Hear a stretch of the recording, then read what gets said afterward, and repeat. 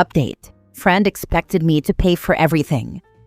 Original post. I just had to cut off an old friend that I rekindled with after I had my son. She has 2 boys. She and her husband are separated but still married legally and living together. Recently, we went to a fair where she expected me to pay for everything. Every time we've ever gone anywhere, I'd pay. The last time we went out, I suggested Applebee's because it's cheaper and I don't mind paying usually. And she said she was expecting something more fancy, as if it was a date. Mind you, I am also happily married. I just laughed it off and we went to Applebee's anyway. Well, recently we went to the fair with our kids for a play date, where never once did I say I was paying because I am not a millionaire and I can't afford to take a family of 3 plus me and my son, so really a family of 5, to the fair. We get there and I'm buying the pass for my son and myself. And she said she left her wallet in her car. No big deal. I'll pay and then she can just Venmo me. I pay for all the passes. We go on rides. We're having fun. And then it's time to eat. We get food at the fair, which was extremely expensive, and her kids are just yelling out what they want, and she has absolutely no control of them. So I hurry to order everything, and this girl has the nerve to add hella more food to the order, which comes out to $110. After we eat, it's getting really hot. Our kids are tired, so I ask her, "Hey, before we leave, can you Venmo me?" She looks me dead in the eyes and says she has no money and that she's broke. Her husband cut her off, basically. And I told her, if you knew that, why the heck did you suggest the fare? And why did you say you would Venmo me? She said that I don't understand, since me and my husband both have good paying jobs, and she's a stay-at-home mom, so it's harder. I didn't know what to say, and I just said, okay, put my son in his stroller and got up to leave, and she follows with her kids. As we are leaving, she has the nerve to say she wishes they could go into this escape room, not included in the passes I bought everyone, and keeps looking at me with these begging eyes. Honestly, it made me feel disgusted, so I said no. We need to go back. It's getting late and my kid needs to nap. We both say bye. Same day she's calling and texting asking for the next hangout and inviting herself to my house, saying she can come right now with her boys. I say I'll get back to her.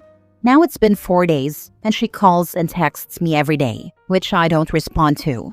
After I told my husband about everything, he told me to absolutely cut her off, and that it's trifling and she's completely taking advantage of me. Has anyone else ever experienced something like this? Now for the top advice before reading the update. Your husband is right. Cut her off. She is not your friend. You are her fun day ATM. Yes, cut her off. But I would communicate in a final text why I'm dropping the friendship, and I won't be responding to any further messages. Then I would block the number. Just send her Venmo request for the money she owes you, and she won't contact you anymore. Or I guess keep asking her what her Venmo ID is if you still don't have it. Just know that she may never appreciate all the things you've done for her, and that's okay. I had a friend like this who was recently divorced, and I did so much for her because it was such a bad situation and I felt for her and her children. But she would do the same thing, demanding more and more money and time, inviting herself over constantly. I finally just had to distance myself, and then she deleted me from Facebook and trashed me around town. I bought them a vacation to a water park, would send them meals, take care of her children. I did so much. It was hurtful when she deleted me, but really, I needed to get away from that. This girl needs to find her way without being dependent on and demanding of others. Your heart and your wallet will thank you. I'm sorry this happened to you. It really makes you think if the behavior is part of the reason why their marriage didn't work. Reading this also made me realize she has never once said thank you to me.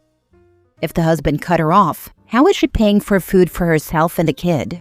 The husband is still living in the house, so is he buying all the food? Did he clean out the checking account so that all the money in the account is gone, and she has absolutely no access to money at all? Even if he hates her, he has to provide for the child. I don't believe the I have no money story.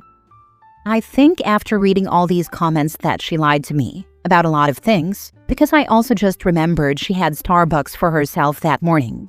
If she has no money, she surely wouldn't be getting Starbucks.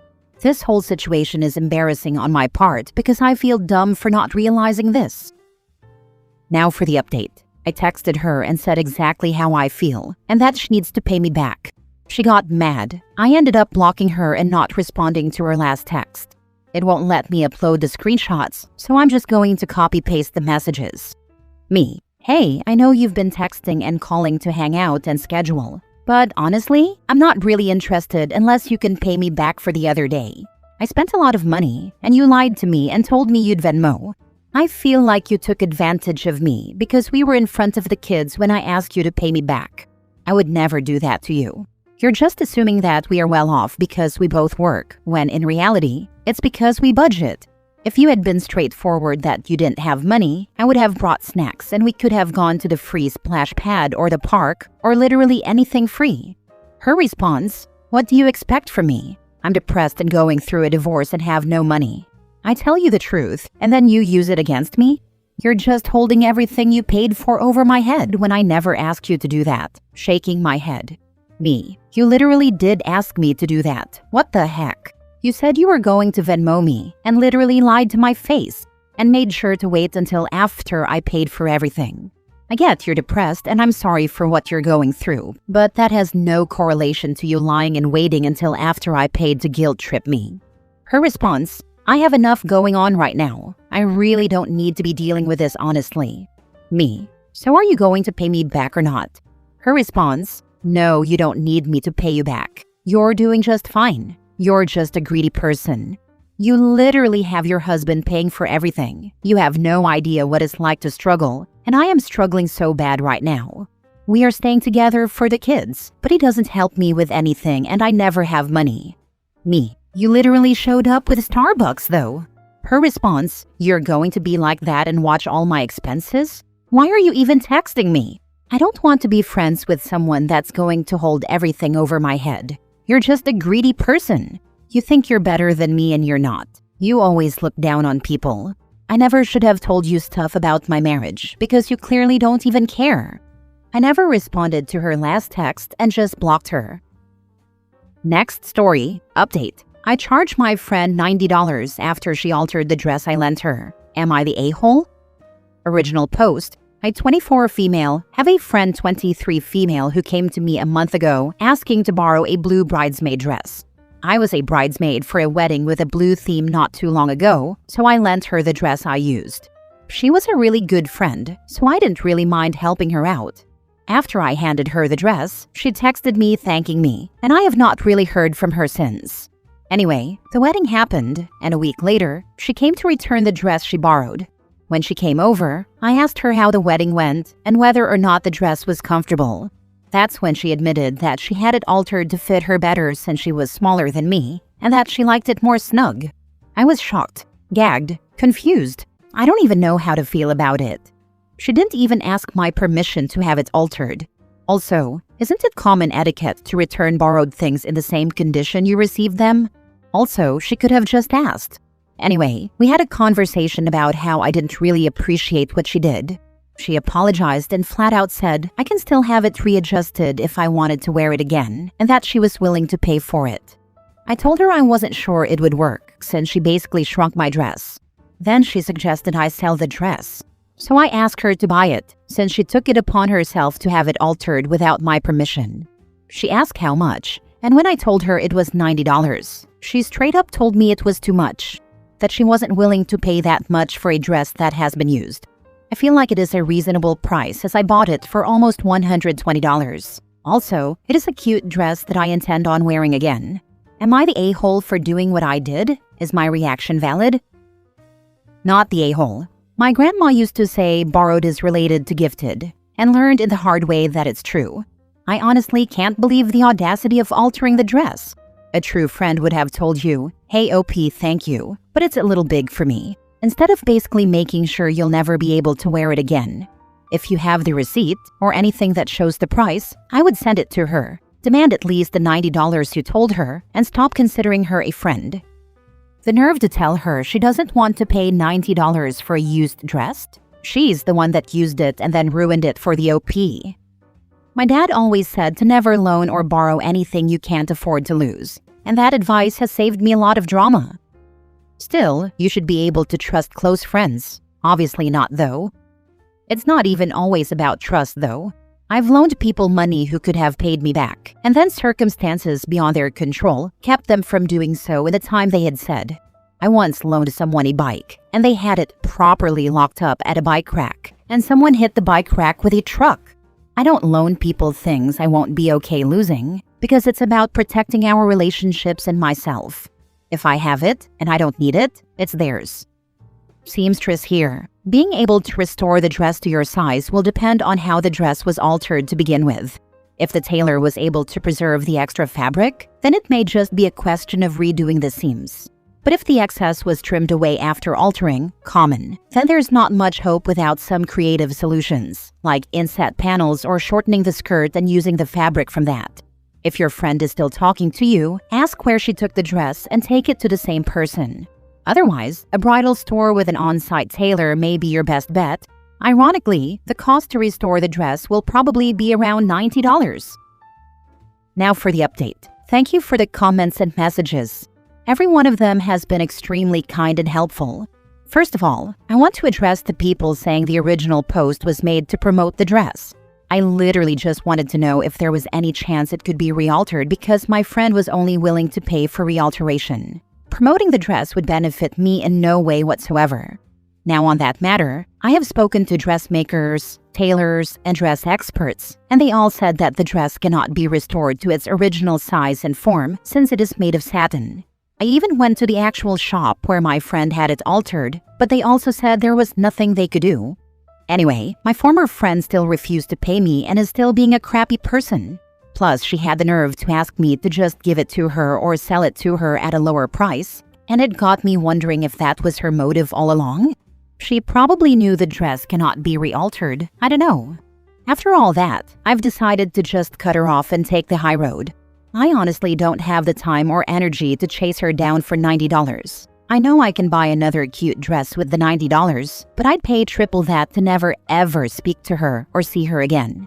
I ended up giving the dress to my roommate who isn't a crappy friend. And thankfully, it fits her perfectly with some minor adjustments on the sides maybe, so at least the dress didn't completely go to waste. Sorry if this isn't the dramatic update some of you wanted. I know a lot of you were hoping I'd take her to small claims court, but I am choosing peace. If anything happens, I'll update. But for my sake, I hope that she stays the heck away from me. Oh, please be petty and take a pic with your friend wearing the dress and post so your ex-friend can see it. I love the hypothetical pettiness of a post captioned along the lines, "Roommate took me out for dinner so we dressed up." Last story. She asked me to leave my mother's funeral to find a t-shirt she hadn't seen in 5 years. My mom had a friend for years who was really more of an annoying acquaintance. One of those people who somehow insert themselves into your life, whether you want them there or not. She wasn't close to our family, but she acted like she was, constantly showing up, calling, or inviting herself to things. My mom was too polite to ever tell her to back off. One day, this woman asked my mom to come over and help her wallpaper her kitchen. My mom, being the kind person she was, agreed, even though she really didn't want to spend the day with her.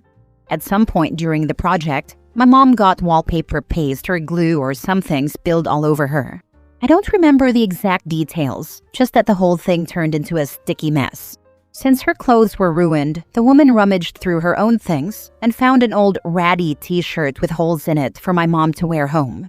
For whatever reason, that t-shirt never made it back to its owner. Knowing my mom, she probably meant to return it and forgot, or it got shoved into a drawer and lost. If that was the case, then sure, it wasn't great that she didn't return it, but 5 years passed, never once asked about it or mentioned it, not a word. Then my mom died suddenly. It was a devastating time, and we were just trying to get through the funeral. This woman showed up, acting overly emotional and dramatic as she often did. While we were talking, she brought up the wallpaper incident and laughed about what a fun day it was. Then completely out of nowhere, she remembered the t-shirt she had loaned my mom 5 years earlier. She couldn't even describe it. She didn't know the color, style, size, nothing. The only detail she remembered was that her initials would be on the tag because her laundry service required it. And right there, at my mother's funeral, she asked me to leave the service and go home to look for it. I told her I would check the next day, thinking that would end the conversation. Instead, she scolded me. "It's been 5 years. Don't you think that's long enough?" My dad, overhearing this ridiculous exchange, stepped in and had some firm words with her. She left shortly after, thankfully. The next day, my dad actually did find the old torn t-shirt stuffed in a drawer. On the way to run errands, he slowed the car in front of her house and tossed it out the window into her yard without stopping. We never spoke to her again. What a twat. Your dad handled it perfectly. I hope your dad used that shirt to blow his nose and wipe the toilet seat before. Imagine forgetting about a shirt for 5 years and asking someone to leave their mother's funeral to find it. I'm so sorry for your loss. I hope you tore her a new one all over the place. Honestly, the way some folks can turn a funeral into a lost and found moment is just wild. Your dad tossing that shirt back like a dramatic movie ending kinda made the whole story legendary. My mom had an acquaintance like that too, but much worse. My identical twin brother was in a car accident, and while the family was in the confirmation room at the hospital, she was sitting there taking selfies. She was my mom's ride there, which is the only reason she was even there. My mom's other friend, God bless her, ripped this woman a new one. On the day of the memorial, the main service was open to the public, but there was a private dinner for close family only, held by the church. She acted offended that she wasn't allowed to eat. We never spoke to her again. Oh, I've got a good one too. My mom died, and 2 years later my dad began dating this lady. Well, 2 years after that, my dad died very unexpectedly. She called me 2 days after he died and asked me to go to his house and get her all my mom's old lingerie. She then asked if I would send her money every month because she needed help paying her bills. I did neither because WTF. Just no. There was so much more. It was a wild time in my life. Thanks, Dad, for bringing this nutcase into my life.